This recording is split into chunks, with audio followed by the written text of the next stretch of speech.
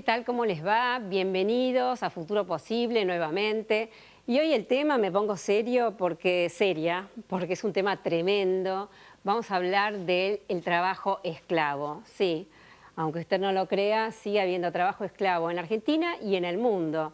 Y en Argentina, digo, cuando hace 200 años, si recuerdan la asamblea del año 13, que abolió la esclavitud, bueno, pero sigue la esclavitud.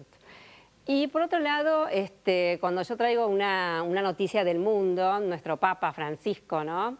Él se refiere continuamente a todo este tema del trabajo esclavo. Y más, él habla del pleno empleo, habla de aquellas sociedades donde no tienen empleo para todos. Bueno, no son sociedades muy justas. Él se refirió a todo este tema cuando hace muy poco sucedió que se cayó un edificio muy importante en Bangladesh, donde se murieron más de 400 personas y no sé cuántos heridos, claro, que trabajaban en condiciones inhumanas. Bueno, vamos a hablar de todos estos temas, por supuesto con dos ONG que son la Alameda y también Esclavitud Cero, que tratan del tema, tratan de mejorarlo, y también sabemos que a través de investigaciones que se han hecho, de denuncias, bueno, por lo menos lo conocemos y se han hecho muchas cosas con respecto a este tema. Bueno, unos segunditos y venimos.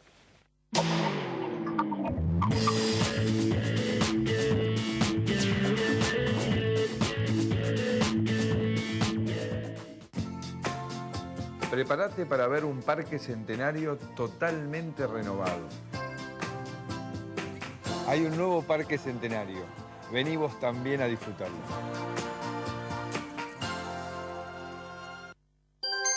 Hoy somos más que una compañía de gas. Somos parte de un grupo energético mundial. Y así, seguimos creciendo, comprometidos con la comunidad y protegiendo el medio ambiente. Hoy más que nunca, nos renovamos. Gas Natural Fenosa, con toda la energía del mundo.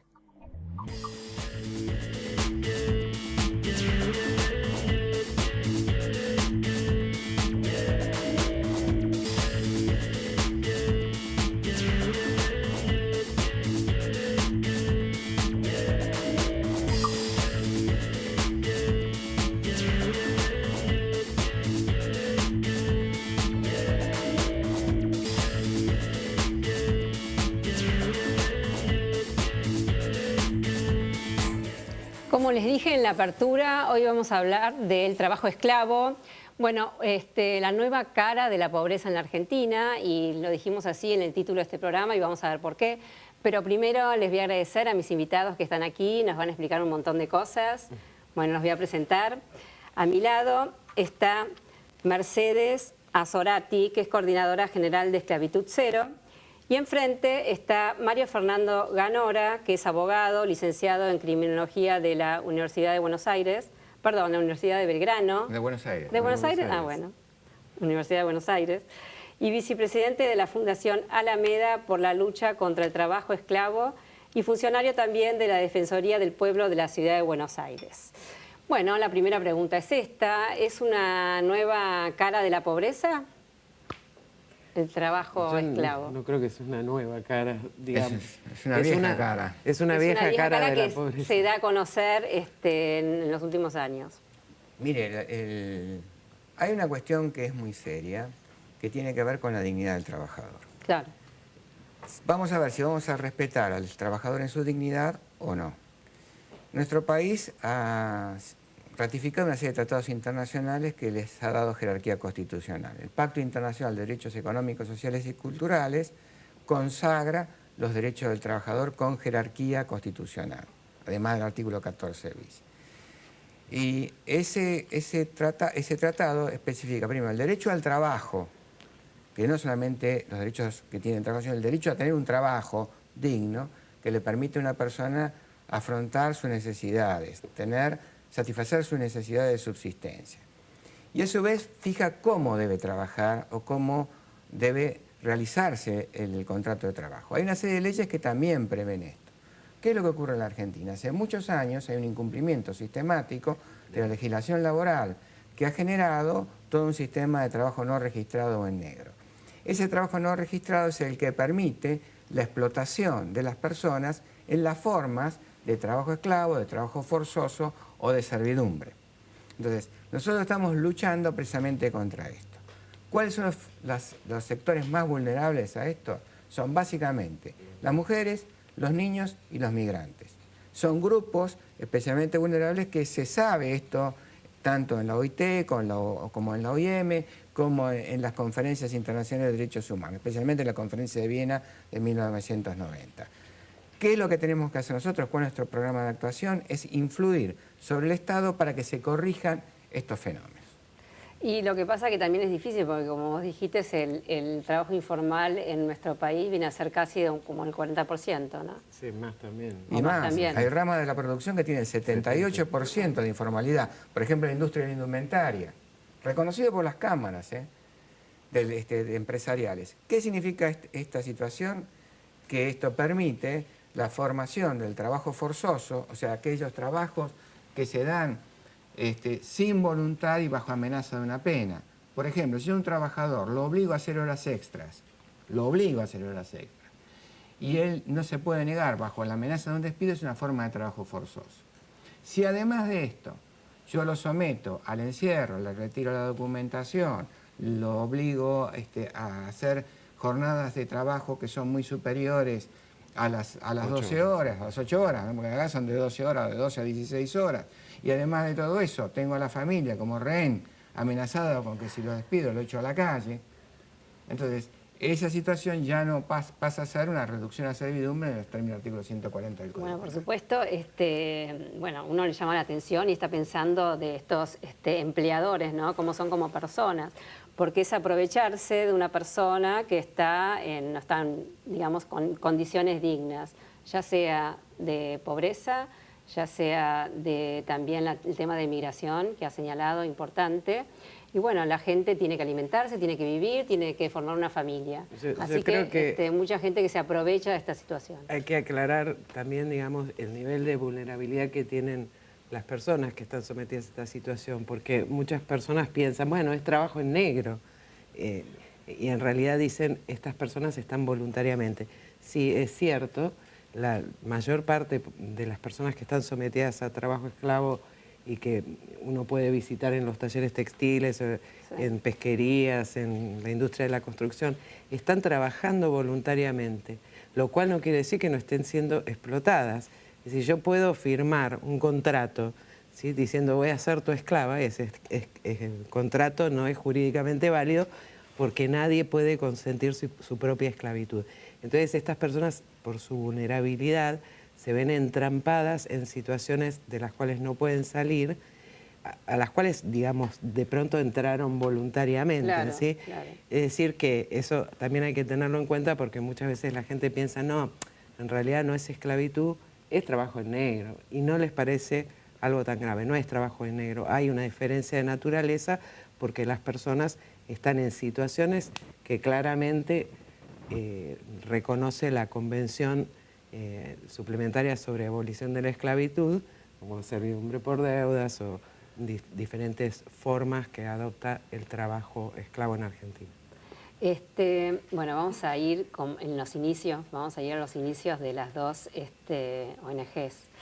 ¿Por qué explota el tema? Me decían hace un ratito, en el 2004 o más o menos en esa época. Mire, explota porque yo estaba trabajando en la Defensoría del Pueblo de la Ciudad de Buenos Aires, se aproximó el profesor Gustavo Vera con una denuncia muy grave acerca de lo que estaba aconteciendo en los talleres de la indumentaria que operan en la zona sudeste de la Ciudad de Buenos Aires, la zona cercana a la calle Avellaneda, y me trae el testimonio de 10 personas.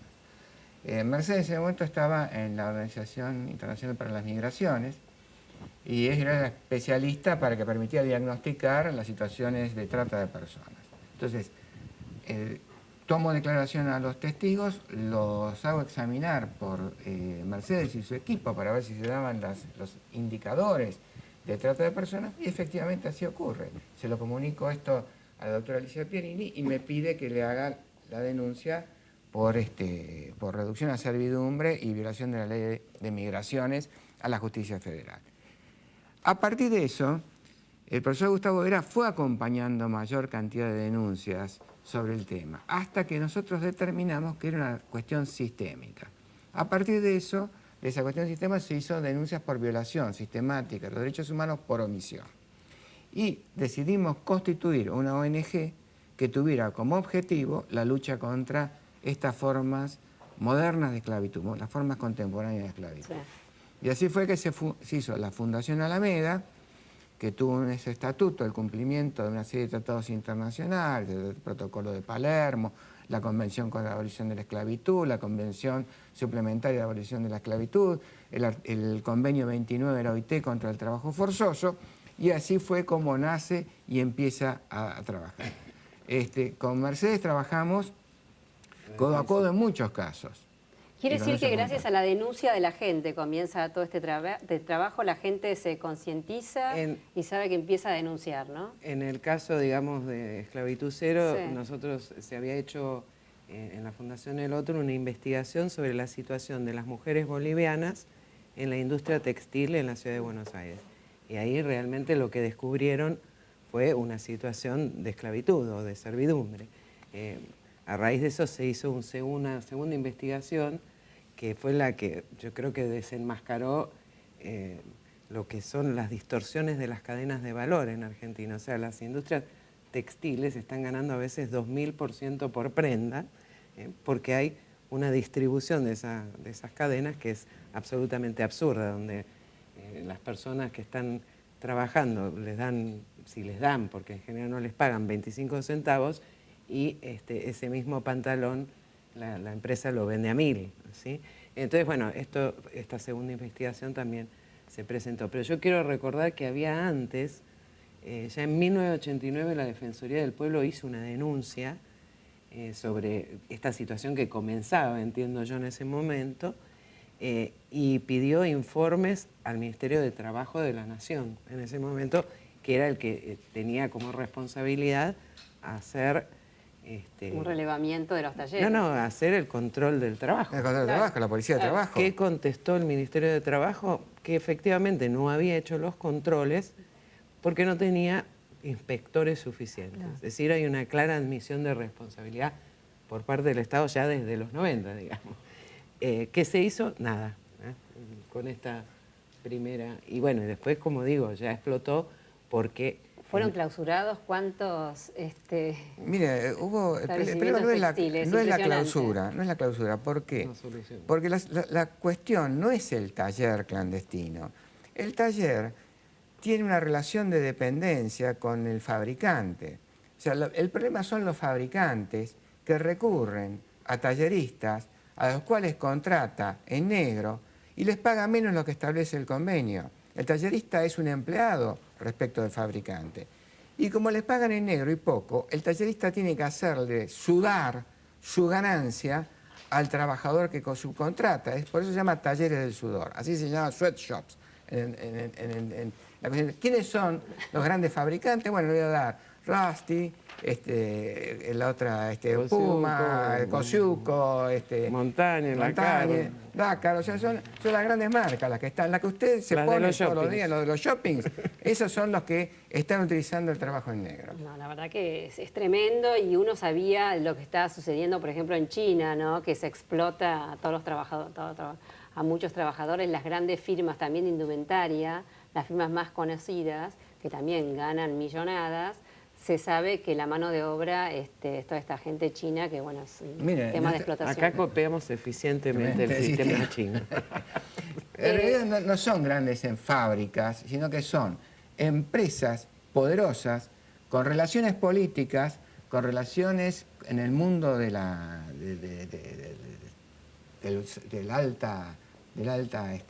alta burguesía, digámosle así. Del fashion. Del fashion, pero que no tiene empleados en blanco. Lo que tiene son talleres que son en negro, que son los que proveen los materiales. Entonces usted está pagando tal vez 500 o 600 pesos una camisa y la obrera boliviana que la cosió está cobrando 50 centavos.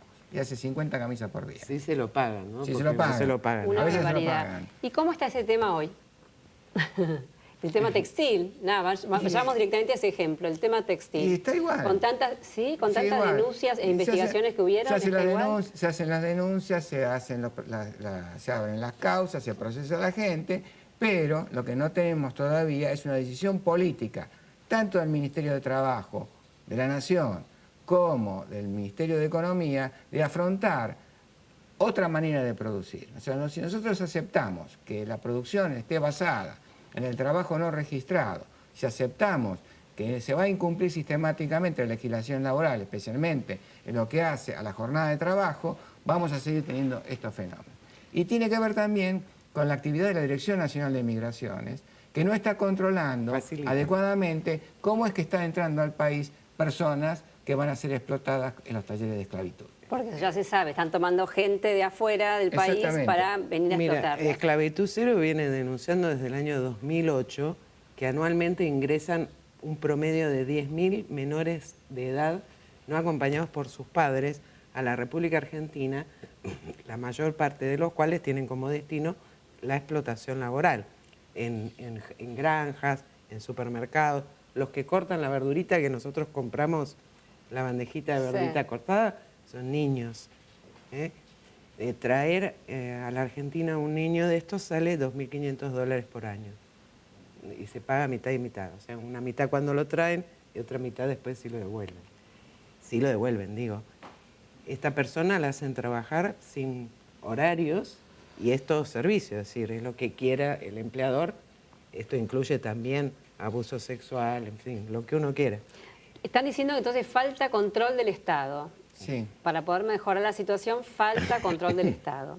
Y además falta, por ejemplo, en la industria de la indumentaria, un adecuado compromiso del sindicato SOIVA, que es el que tiene que llevar adelante también la labor inspectiva. Que ese es uno de los puntos centrales por los cuales se pudo constituir este sistema de explotación en la industria de la indumentaria. Bueno, pero vamos... Pero no está limitado a la industria de la indumentaria, también ¿no? está en la ladrillería, por supuesto, sí. la industria de la construcción. La gente duerme en las obras, o sea, traen a los paraguayos, los hacen trabajar todo el día y duermen en la obra.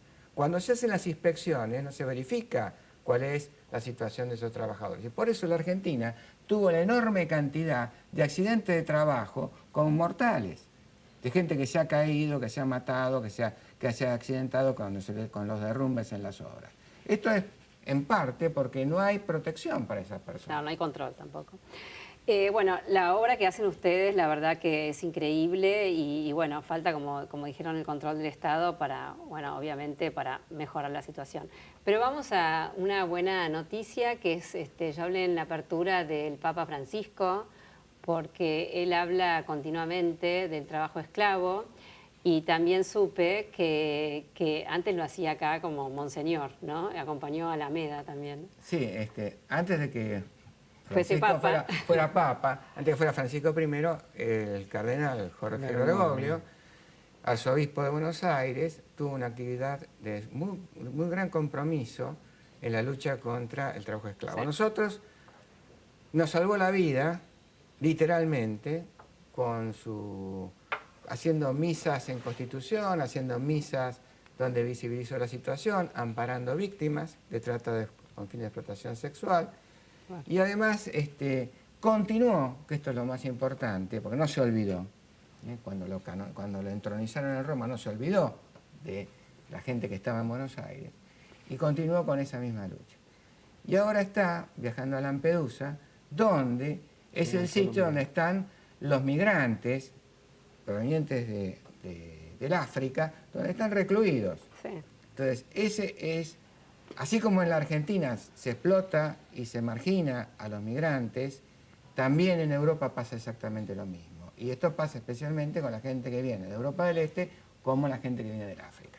La Iglesia ya venía trabajando el tema de trata. Acá la CONFAR tiene un grupo que trabaja, es la Confederación de Religiosos y Religiosas de la República Argentina. Ellos tienen un grupo específico internacional, ¿no?, contra la trata, y vienen haciendo un trabajo importante. Y ya había directivas que a nosotros nos ayudaron muchísimo, ya había directivas de Roma en el sentido de que los católicos no solo debían asistir a los migrantes y a las víctimas, sino a acogerlos. Es decir, Claro. que había ya como, digamos, una conciencia por parte de la Iglesia, pero claro, con Francisco realmente esto yo creo que es uno de los pilares de su papado, buscar, yo creo, la equidad en la sociedad, porque no es posible la paz, no es posible la armonía si hay estos niveles de inequidad en las sociedades, ¿no? O sea que creo que es muy importante que haya tomado el tema con la fuerza y con la determinación que lo tomó. Por supuesto, es un papa que obviamente influencia en el mundo y por supuesto en nuestro país también es muchísimo lo que va a hacer. Les quiero leer la placa informativa que apareció donde dice que según un informe del Departamento de Estado de los Estados Unidos, Argentina es un país de origen, tránsito y destino de hombres, mujeres y niños víctimas de la trata de personas con fines de explotación sexual y trabajo forzoso. Bueno, lo que estábamos hablando, es así. Es absolutamente así. Realmente el informe de este año es un buen informe, Sí. porque bueno, está marcando cuáles son los grandes problemas que hay. Los grandes problemas, el número uno, es la corrupción. Indudablemente la corrupción estatal. Una suerte de Estado que está siendo cooptado por el crimen organizado. Claramente, digamos, todo lo que está pasando en Rosario, el triple crimen de General Rodríguez, son llamadas de atención para que la sociedad argentina advierta que lo que está ocurriendo es que el crimen organizado está cooptando a la Argentina. Nosotros en 2005 ya decíamos que si no se hacía algo con este tema, Argentina se iba a transformar en México y luego en Colombia. Bueno, ya en México ya somos, ya llegamos más o menos, por lo menos en Rosario. Y bueno, y esto es porque hay una connivencia estatal que no lo decimos nosotros, lo dice la propia Procuración General de la Nación cuando dice que, sobre todo a partir de las fuerzas de seguridad, se apoya, se facilita el accionar de estos grupos de crimen organizado. Además hay una cosa que es importante. El crimen organizado es el que maneja distintos negocios. El tráfico de drogas y la trata de personas. Típicos. Y el juego. Conocido, por supuesto. Eso siempre, hasta en las películas de Porque gangster deja mucho dinero, Deja ¿no? mucho dinero. Claro. Pero además en la película de gangster norteamericano de la década del 40, James Cagney siempre Claro. tenía la prostitución, la droga, el tráfico de El alcohol, cabaret siempre estaba Sí, presente. es un combo que no tenemos que inventar nada, ya está descubierto. Está Y desgraciadamente sigue funcionando. y sigue Sí. funcionando. Sí. Ahora, el problema es qué hacemos con este combo, cómo lo afrontamos.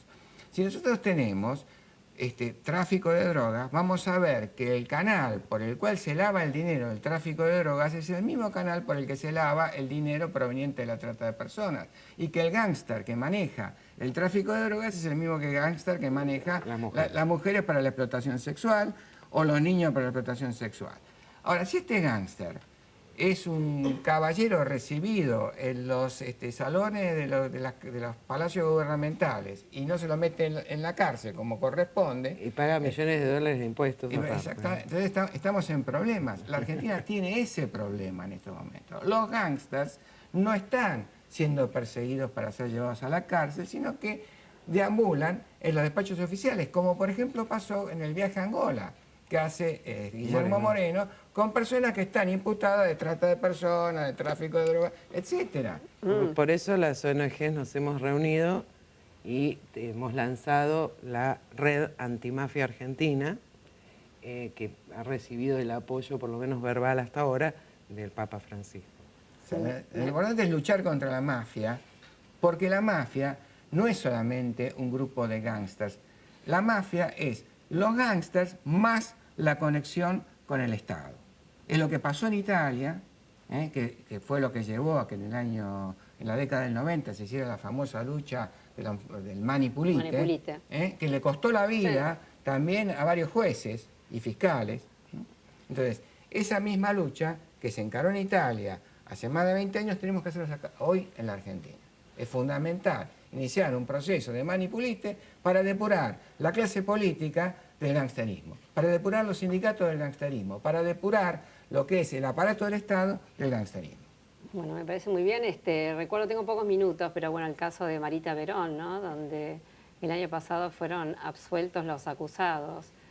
Se cree que también tenían relación con el poder político, pero bueno, eso lo dejamos para otro programa. Ahora, como terminamos, vamos a dar, se llama Futuro Posible este programa, y vamos a dar una posible solución. ¿Qué les parece a ustedes?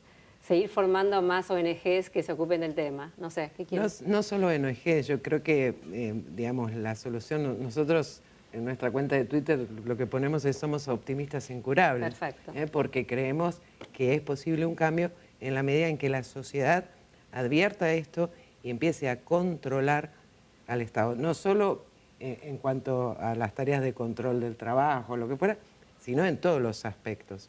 Ya decía Montesquieu que el poder corrompe, el poder absoluto corrompe absolutamente. Entonces, si la sociedad no empieza a participar de una manera diferente, no estamos diciendo que la gente se asocie a un partido político, estamos diciendo que participe de otra manera para controlar la acción del Estado y exigir, digamos, que este gangsterismo estatal que existe termine. Para mí es básico el Estado de Derecho y el Estado social de Derecho. O sea, no es solamente el Estado liberal de Derecho, sino el Estado social de Derecho, el que está contemplado en la Constitución y los tratados internacionales, el que debe ser puesto en vigencia.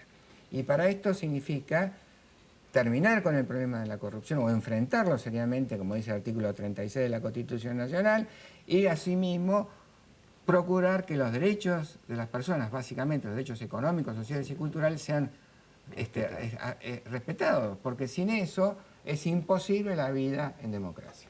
Bueno, muchísimas gracias a estos optimistas, ¿no? Muchísimas gracias por estar aquí. Por supuesto, los felicito también con el trabajo de ustedes. Bueno, se mejora un problema tremendo que tenemos en nuestra sociedad, pero bueno, gracias a ustedes. Bueno, y gracias también a ustedes por acompañarme. Los espero dentro de una semana. Chau, chau.